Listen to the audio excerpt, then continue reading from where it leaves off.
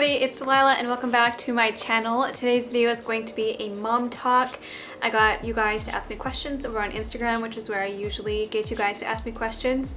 So if you're not following me over there, make sure to go check me out if you want to be involved in things like this. But I haven't done one of these in a very long time. So I figured it's about time I sat down, answered some questions, had a little chat. So sit down, maybe have a cup of coffee, and let's just get into this. Do you find it hard to balance caring for your family and caring for yourself? Yes. You guys know I work pretty much full-time at home, and I'm also a full-time stay-at-home mom, so I take care of the kids all day long, all night long. I cook, I clean, I do most of the stuff. Zach is really good about helping me, but I do a lot of it on my own.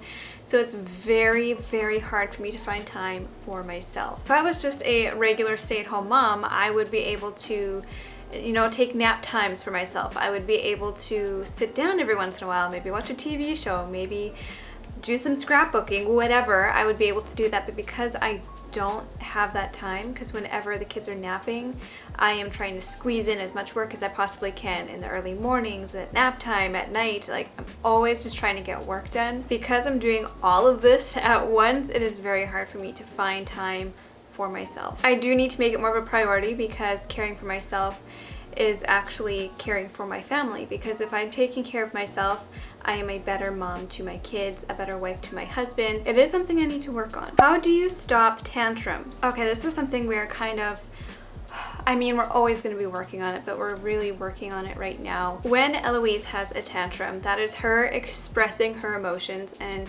because she's little, she's dealing with all these big emotions that she's just doesn't know how to deal with. She doesn't know what to do with these big emotions. How do we stop the tantrums? Our initial reaction as parents, as people, is to go, shh, stop, stop, stop. Trying to just control their emotions, control their reactions. What that's doing is telling them to stop expressing their feelings. It's telling them to bottle up what they're feeling and never let it out, and I don't think that's right. It's tricky though, because obviously screaming and yelling and throwing yourself on the floor is maybe not the best way to react to something. So the best thing that we can do, I feel, as parents, is to demonstrate how to handle your anger, because in those moments you're going to be angry too. You're going to be wanting to scream and yell yourself, and I've been there. I'm guilty. But I think what's better is to stay calm, to try and calm them down, maybe try to get them to count to 3, count to 10, put them in their room for a few minutes to have a cool down period, and then come back to it and then discuss it.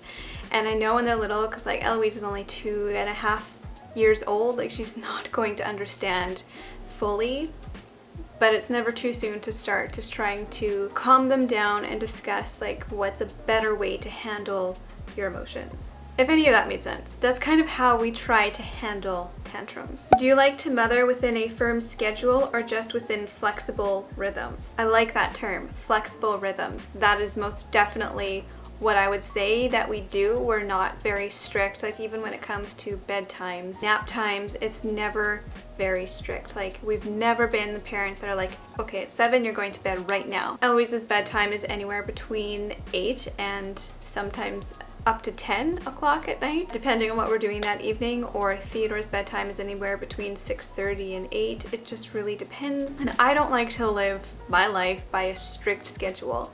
I feel very restricted then, and like we just can't go out and do things, and so we like to be a lot more flexible. So I like that term, flexible rhythms. We have kind of a routine that we go by every single day, but it's flexible. It's more just like a rhythm. How did you know Eloise was ready for potty training? So the first sign, and she did this before she was even 2, she was sleeping through the night without wetting her diaper. Almost every single night she would do this, and so we knew that was a good sign. And then she started showing interest in the potty, and I think a couple times she actually asked to sit on the potty, just for no reason, just kind of wanted to sit there. So those were the signs that we knew she was probably ready to start potty training. At that time, Zach was actually home. He was laid off, and Theodore was a newborn, and so we were like, you know what?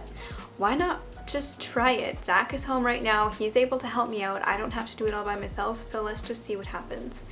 And we had a rocky start, because honestly we didn't know what we were doing, but we learned along the way, and she was potty trained in no time. How do you not get frustrated at the kiddos? I'm really struggling to stay patient lately. I feel you. I understand. I am in the same boat every single day, especially recently. Eloise has really been pushing those buttons. Honestly, I cannot do it on my own. I have the help of my Heavenly Father. I can go to Him, I can pray, I can ask Him to give me patience, and He will. I look at myself from when I first started parenting, when Eloise was first born, to now, and I can see so much growth. And I know that is not because of me, it is because of my Lord and Savior Jesus Christ. He is gracious and He forgives, and He gives me the patience that I need. I will forever struggle with it. It is not an easy thing to be patient, especially when your toddlers know the exact buttons to press to get you going. I've gotten a lot better than I was. It just takes a lot of prayer and a lot of practice. How did you deal with your depression after Eloise? I don't think I was depressed. I think it was more very severe baby blues, if that makes sense. I was never diagnosed with it,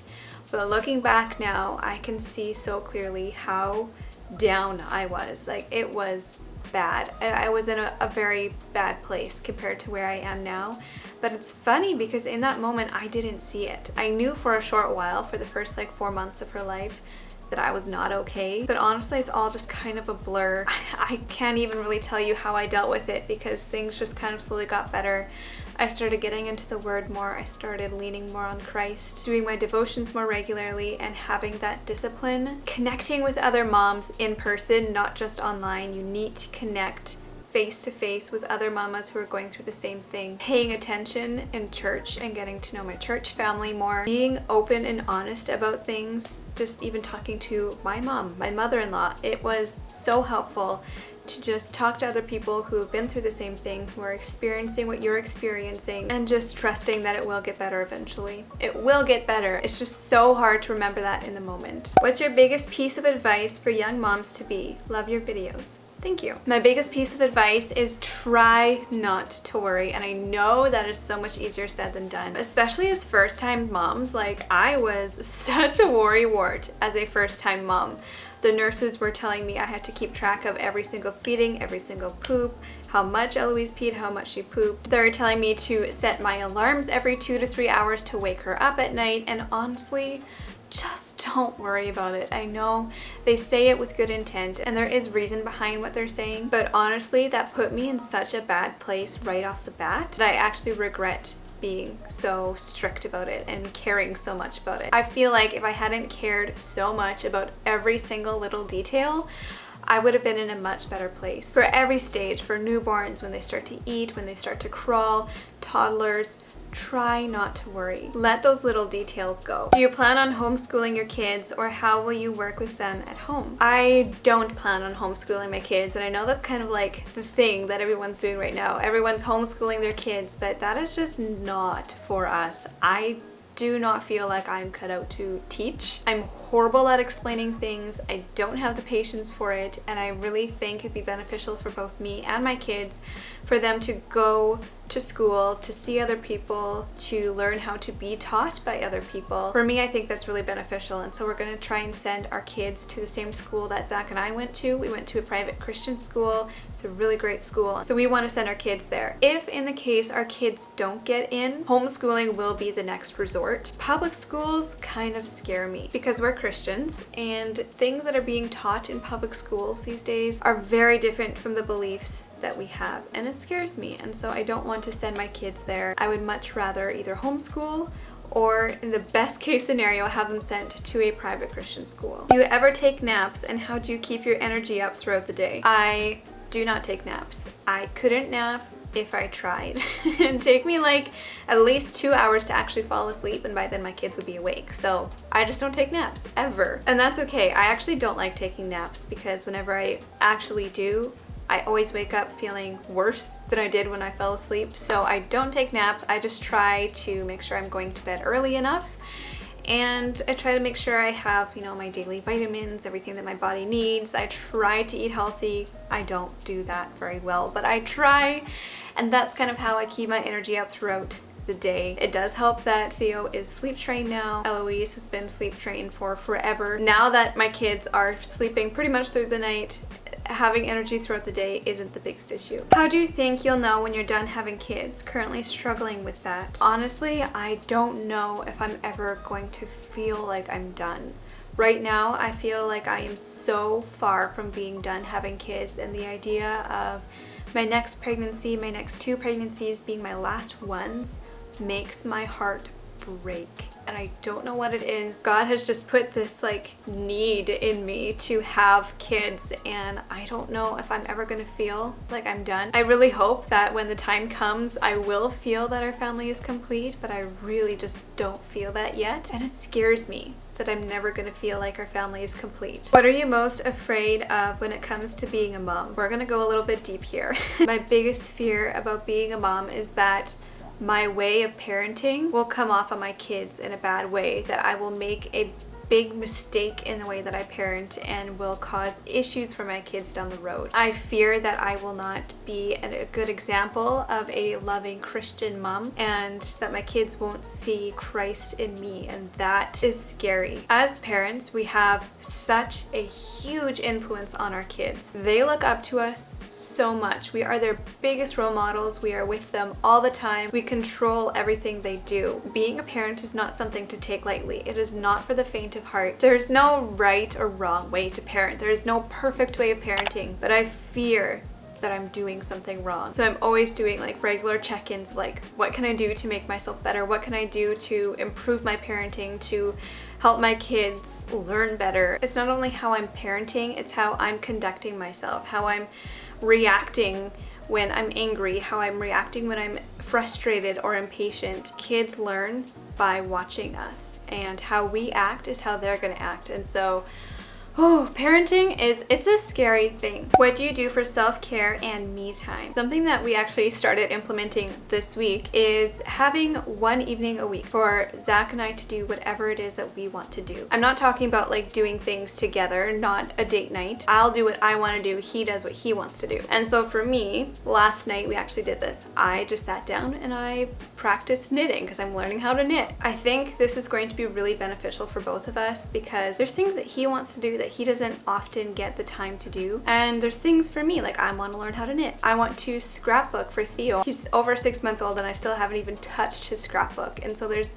little like crafty things that I really love doing, and for me is a source of self-care. Having that time as an introvert, just alone in silence, just doing something with my hands, relaxes me so much, and it's very needed in my life. I don't know how well this is going to work, but this is our new goal, is to set aside one evening a week just for ourselves. How old were you when you got pregnant with Eloise? Technically, I think, and I don't know for sure, but I think it was just before my 20th birthday. But I was 20 when I was pregnant with Eloise. I was 20 when I had her. So I am a very young mom, and I love it. How do you deal with the stay-at-home mom blues? I have a job. YouTube is my job.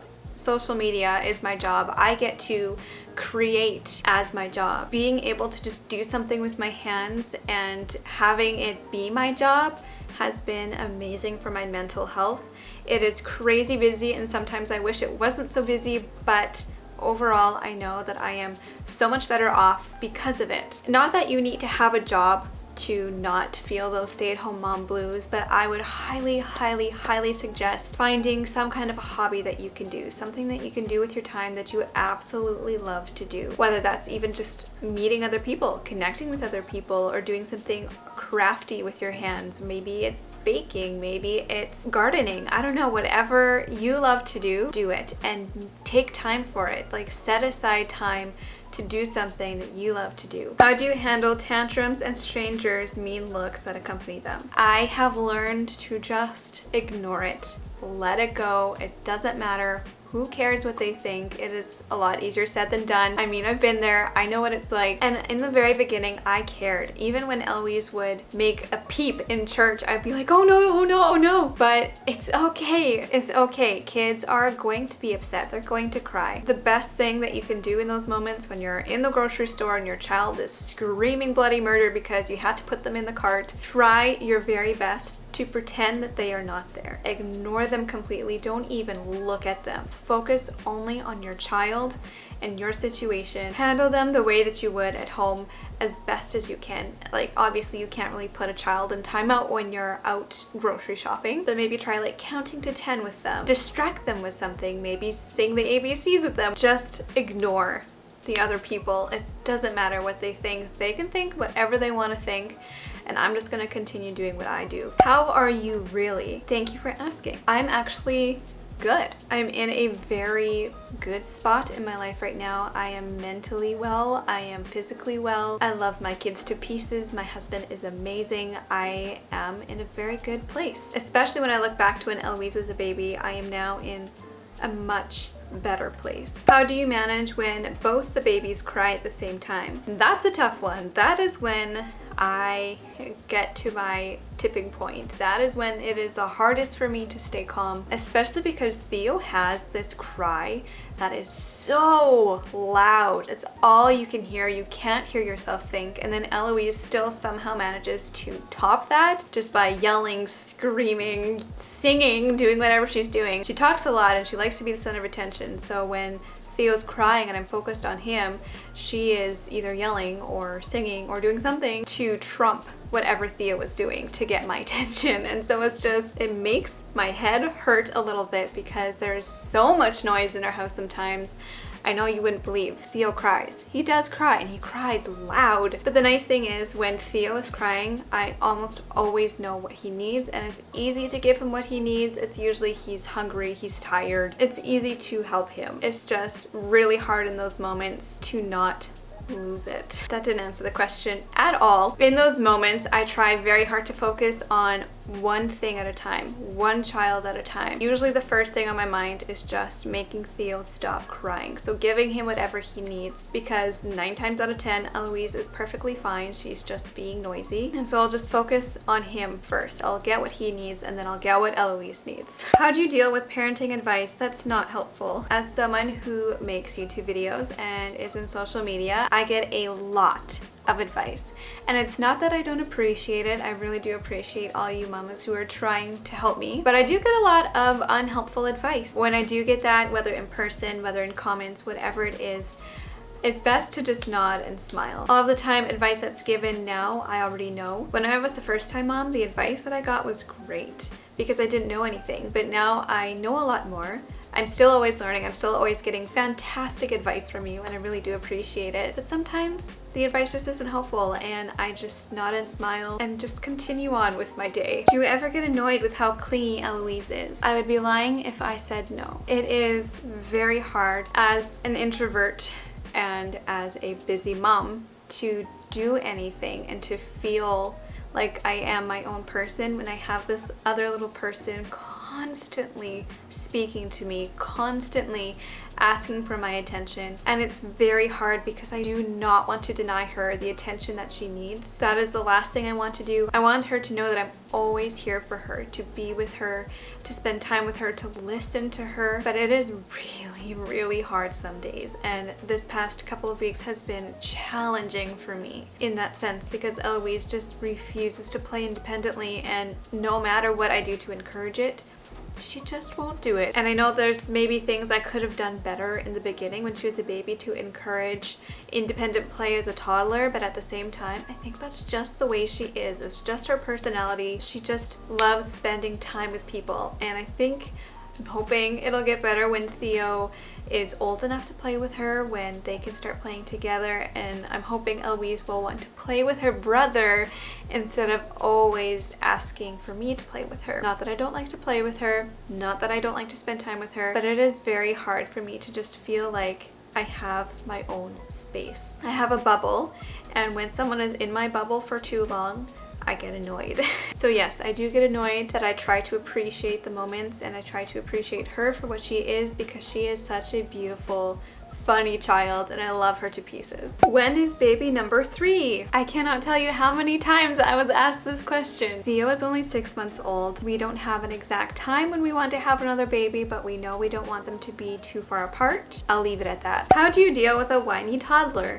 This is something we have also been dealing with a lot in the last 2 weeks. Something that we are really, really working on and trying to just like drill into Eloise's head is using her manners. So every time she starts whining and repeatedly asking for something, we ask her to use her manners. We ask her to say please, and we have to be very repetitive with it because we know that she understands it. It's not the first thing that comes to her mind when she wants to ask for something. So being diligent and repeating it over and over and over again, eventually she's going to get it. And there have actually been quite a few times recently where she started whining and then she realized she shouldn't be whining, she should be saying please, because when she says please, that's when she gets what she wants. So she started saying please and thank you all on her own, which is awesome. Just being really diligent with it and demonstrating not being whiny back to your toddler. So not complaining to your toddler about your toddler. Me being patient and me using my manners is a really great way for Eloise to learn how to use her manners. Basically, I just try to talk to her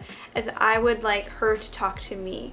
And one day down the road, she's eventually gonna get it. Are you doing anything different with Theo now to encourage independent play? Yes and no. I guess I haven't really consciously done anything to get him to learn independent play. He's naturally a more independent baby and he's naturally happy by himself for the most part. But also the fact that Eloise demands so much of my attention, he's almost forced to play independently. And it's not all bad. It's not all good, but it's not all bad. It's been a lot easier with him, mostly just because he's so easy and he's just so happy with no matter what situation he's in.